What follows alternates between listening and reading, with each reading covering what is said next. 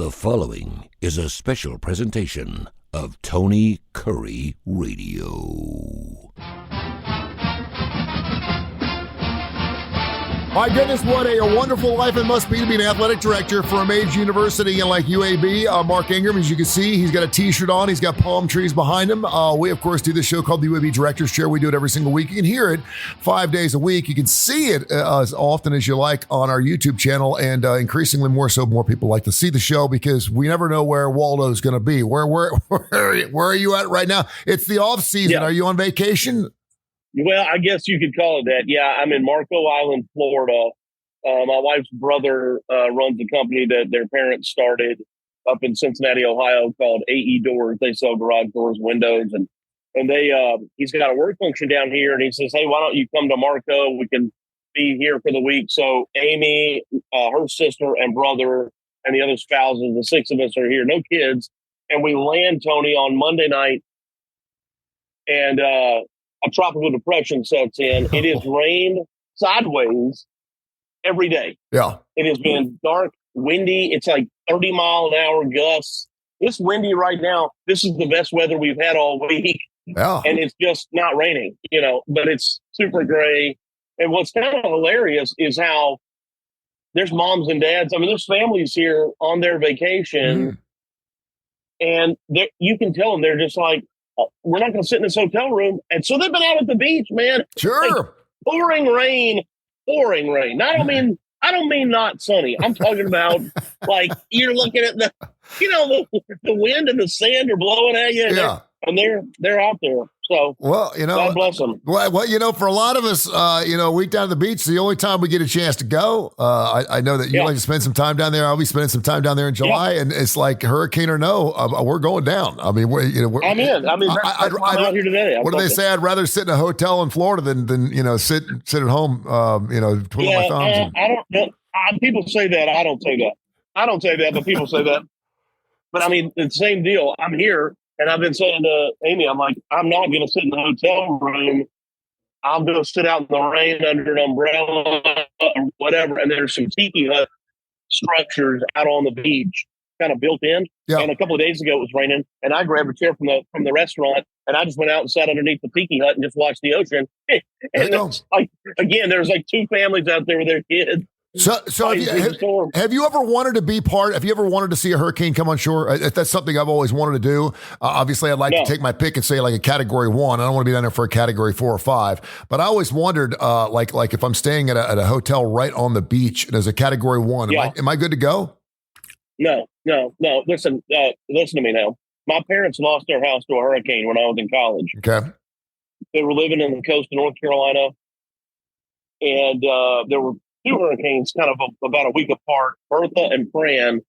And this is in the mid-90s. And, about 4 feet of water went through the ground level of their house, and the wind lifted all the roof materials off. It didn't take the structure to knock it down. What it did was water went through the basement. It's not a basement because, you don't really have a basement, but the ground level, and then, which is garage and some stuff like that.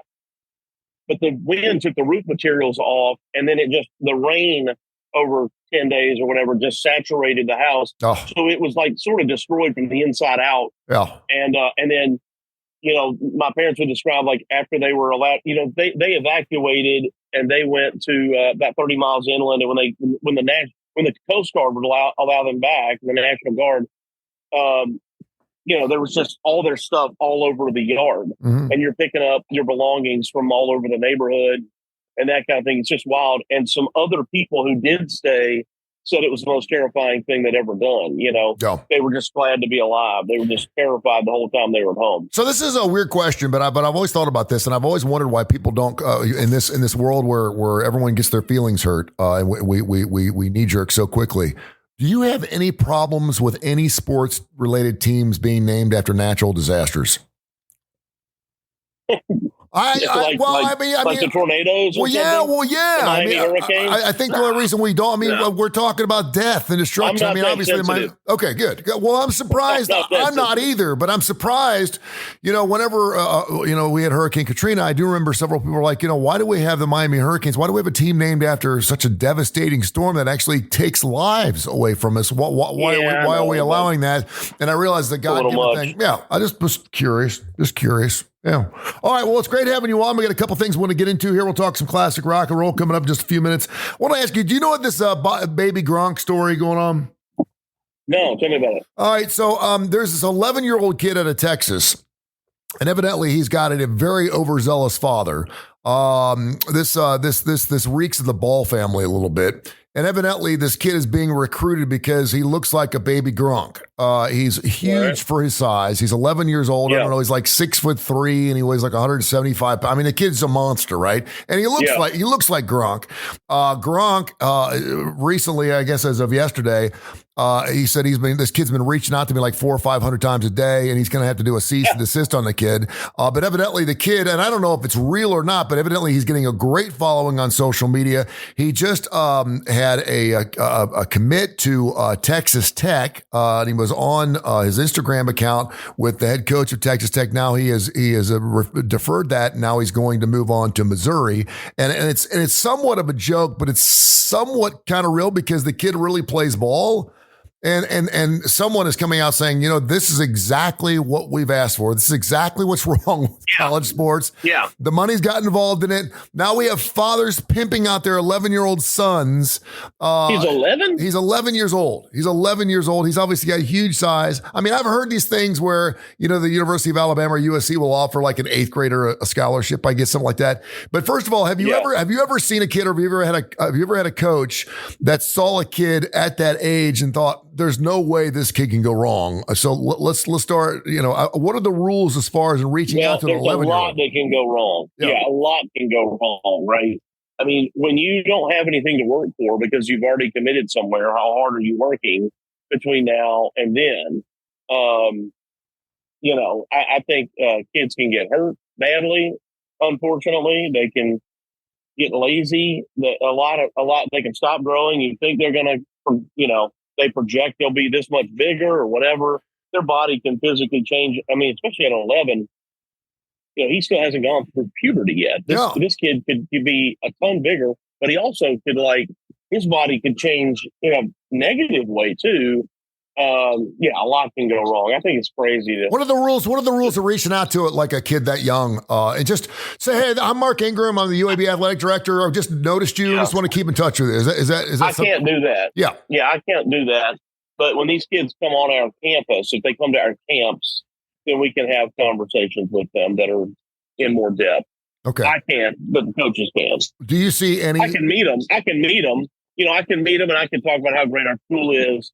And that kind of thing, and sort of brag about Birmingham, that kind of thing. But I can't get involved in a real recruiting conversations with a kid like that. Something I also saw, Mark Ingram, he's the UAB athletic director. Go Blazers. You can go to UABblazers.com, UABblazers.com for their website. They've got everything on there, all their sports and stuff. And of course, I think we're from this Saturday, when we're recording this show, I think we're 10 weeks away from college football, about 70 days away. Wow. So we're getting really close. I know it's going to be here before you know it.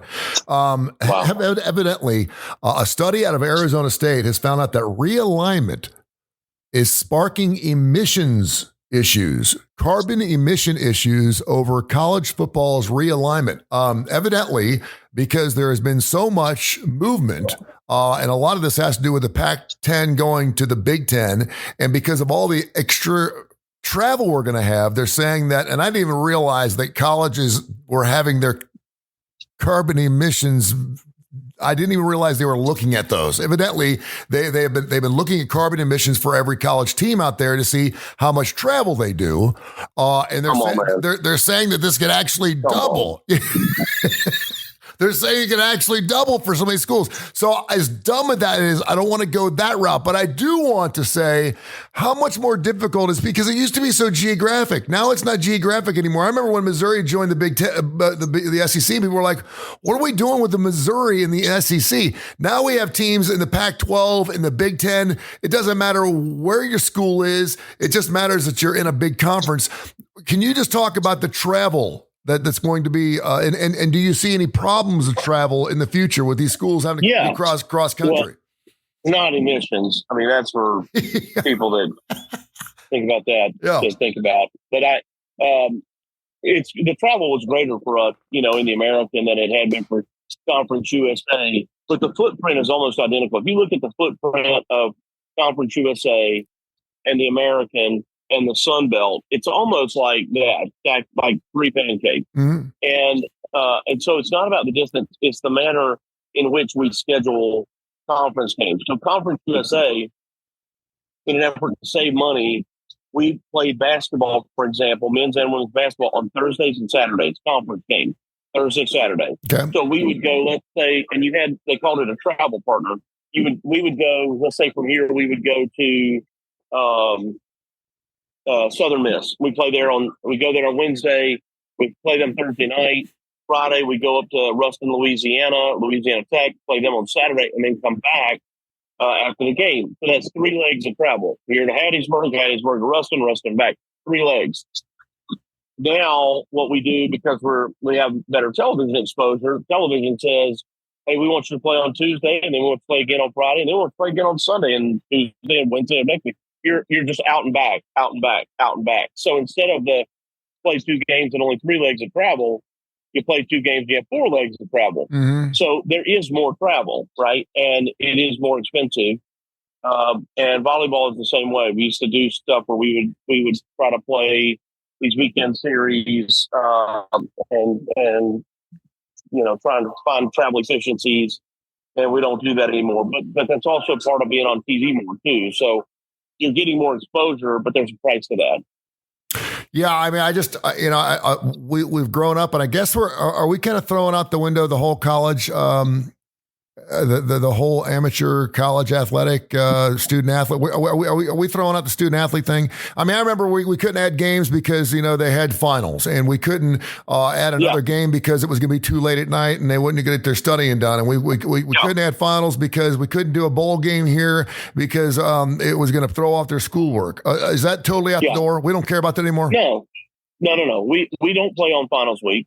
Yeah. So in basketball in December, we don't have games finals week. It's an off week. And so our finals week is different than, I don't know, Florida Atlantic maybe or somebody.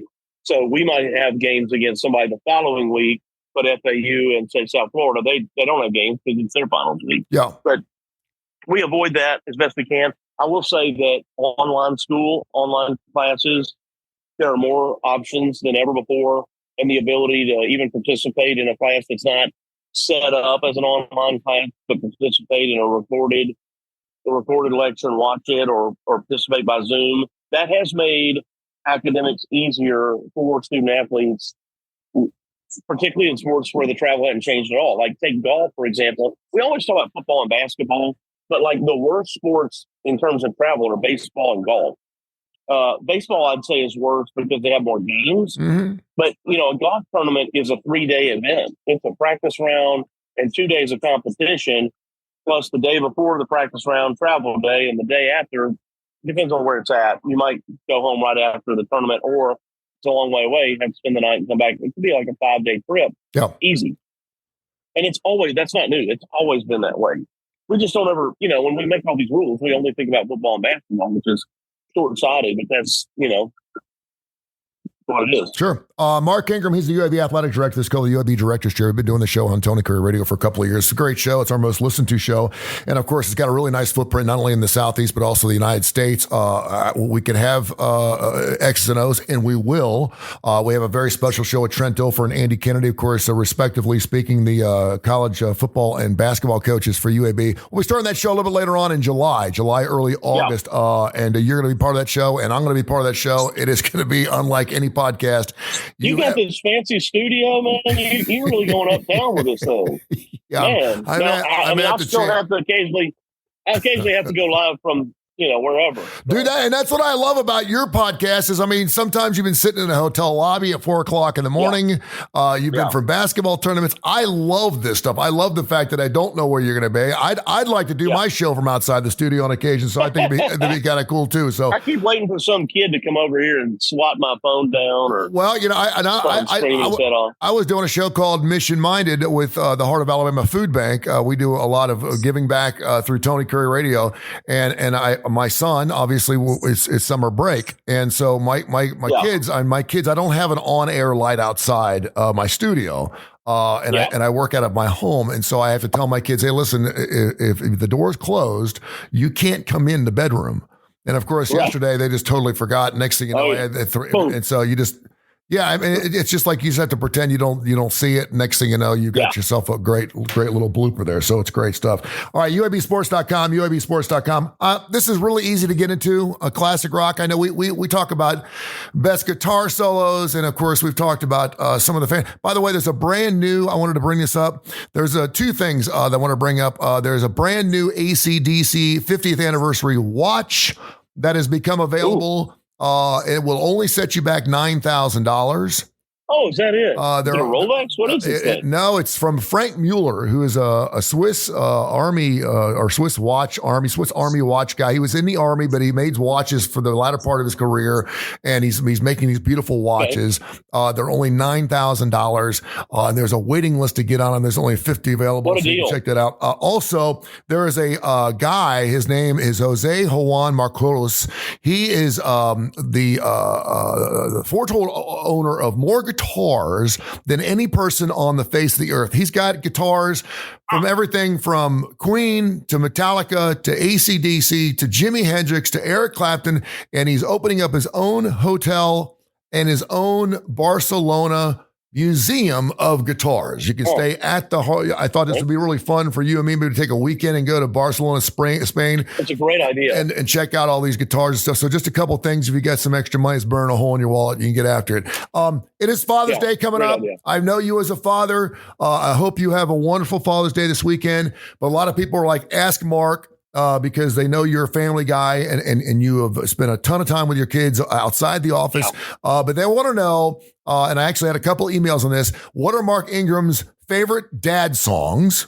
And they also want to know, and I think this is really poignant, and I hope you have one, but is there one particular song that you and your father really enjoyed listening to together? Well, how would you define a dad song? What's a dad song? Father's Eyes from Eric Clapton, Cats in the Cradle from That's terrible. Cats in the Cradle is a great song. What are you talking about?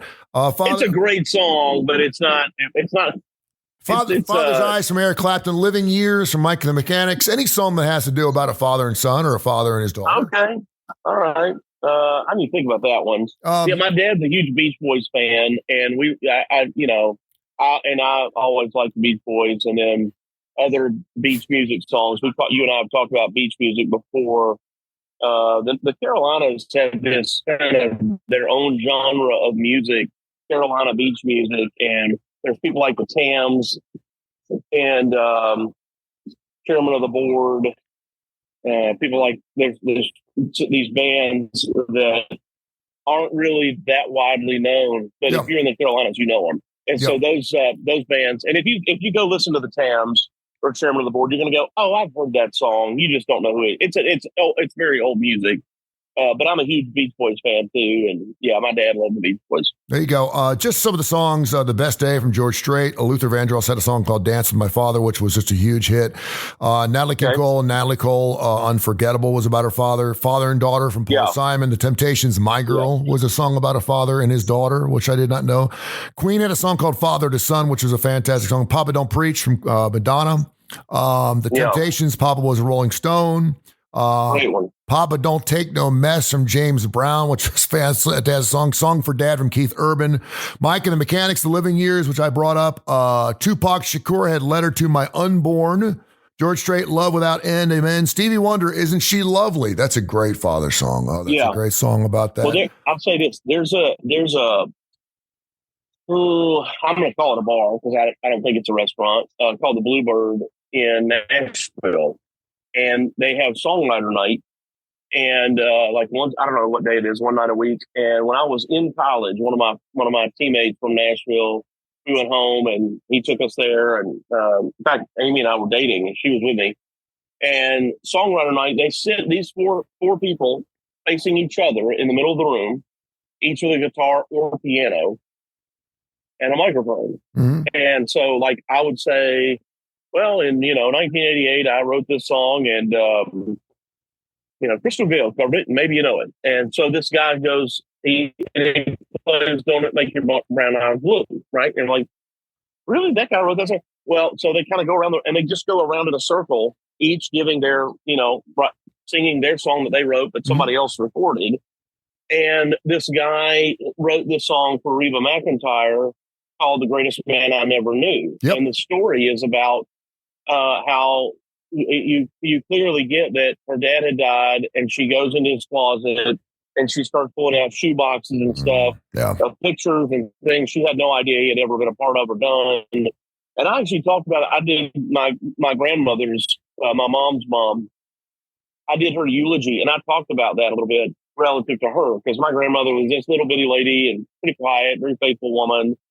But she was in the Army, and she had been a nurse, and she had just done a ton of stuff that, when you just saw her, in her later years, she's just a little lady that you just thought, I guess, like a lot of people, you just have no idea what they've been through. And, she, like anybody of her era, grew up in the Great Depression and through World War II and all that. And pretty fascinating, really, when you think about, the kind of life that they led. But that's a great song by Reba McEntire, "The Greatest Man I Never Knew." We, my father and I, obviously, and I was on Fox 6 earlier today talking about fathers. And I said, I think that fathers have really stepped over the last 20, 25, 30 years. My dad didn't change diapers. My dad didn't throw the ball with me.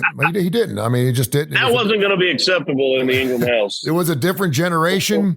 He worked his ass off. My mom stayed at home, and that was just the way it was. And we loved him for it. He was the disciplinarian. I didn't see him every night until about dinner time. And so, but later on in life, as we got older, he became more and more my best friend. As he was always my dad first, but he also became my best friend, and he was my best man at my wedding.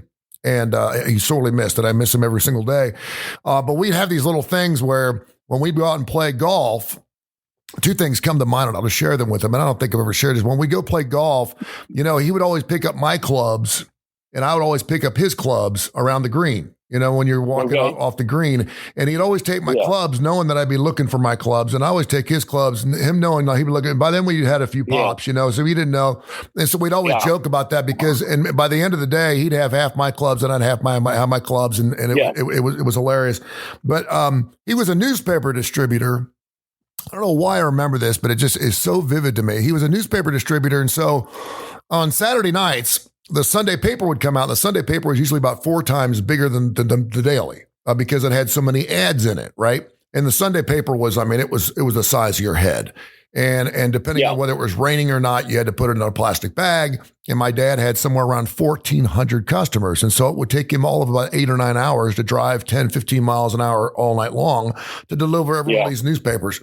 And so I would help him every Saturday night. He would pay me. Okay. And so we would listen to 700 WLW, the radio station very, very well. It's still on. Home of the Cincinnati Reds, home of the Bengals, Gary Burbank, Jim Scott. I could just name almost every disc jockey that was on it. The Doc. I can almost name almost every disc jockey on there. And also Bozo, of course. He does his big trucking show every single night, because it's a 50,000 watt clear watt station. It's one of only 2 stations that are AM in the United States that don't have to power down. So you could listen to the Cincinnati Reds. Like I could listen to them later on this evening. Once it gets dark, I could listen to it because all the AMs tower down. And so there was a 700 WLW, and they were news talk, but they play music back in the 70s and 80s. And there was a song from Kenny Rogers called "Crazy" that came out. That was a huge hit. And for some reason, the jock that was on Saturday nights, like at 2:00 in the morning on 700 WLW, used to play that song almost every time I'd be stuffing newspapers. And I loved that song, but I was a classic rock guy. I was into Ozzy Osbourne. And my dad couldn't believe I loved that song. And so every time that song came on, my dad would go over and change the radio station, knowing that I wanted to hear that song, and he would do it on purpose. And then he'd look over his shoulder and we kind of smile at each other. And that went on for like a year. And I'll never forget it. It's still to this day when I hear that song, it brings a tear to my eye. But I think about Crazy. I think about that particular song. For some reason, that is the song. My dad was also really into the blues a lot. He loved Big Bad Voodoo Daddies. He was into swing music a lot. And so he really liked that too. So, well, happy Father's Day to you, my friend. Yeah, thanks. My dad also liked country music too. And it's funny you bring up Kenny Rogers. Like, he didn't love Kenny Rogers. Mm-hmm. Like, you could be a classic rock guy, and I was, but the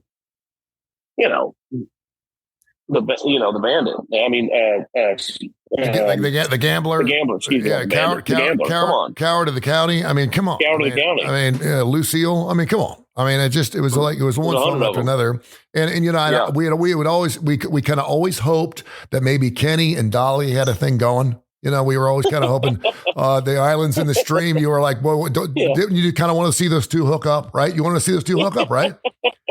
And I don't think they ever did. Who knows? Who knows? But I mean, we know what they say, but we don't know. Exactly. But they were islands in the stream. There was something there, man. So great. Well, listen, have a wonderful, blessed Father's Day. You deserve it. I hope your kids get something super special. No ties for this Father's Day, but I just hope you have a ton. I want homemade stuff.